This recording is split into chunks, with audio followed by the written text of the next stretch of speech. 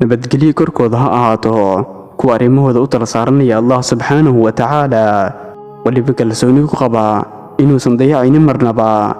muuminku waa sidii caleemaha cagaaran ee geetimireed ka saaran, taasi oo aanan dhacaynin si kastoo ay u darnaadaan dabeelaha iyo duufaanadu. muuminku waa mid rumaysan shay walba talidiisu inay Allah gacantiisu ay ku jirto. wax kastoo Allah subxaanahu wa tacaala uu doorana ay tahay dhab ahaantii tii wanaagsanayd. xaqiiqdii nolosheennu ma ahan mid qaab keliyaata ahaanaysa. ogsoonow in qofkii maqnaa uu soo laabanayo, xanuunkana laga caafimaadayo.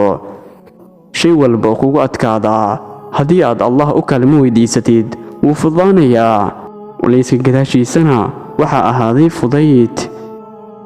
waxaa hubaal ah in Allah shay walba hagaajinayo, meesha ku habboonna uu dhigayo.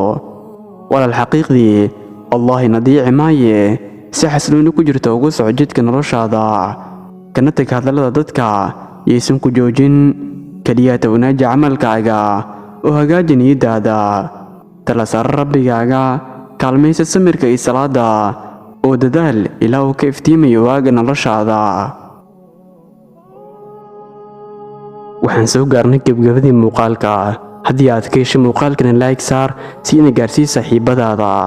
haddii aad nagu cusub tahayna inagu soo biir oo rukumo janalka si ay kuu soo gaaraan muuqaalada aan soo gelin mar waliba. intaynu ku kulmi doono kan iyo muuqaalkiis xiga في أمان الله والسلام عليكم ورحمة الله وبركاته.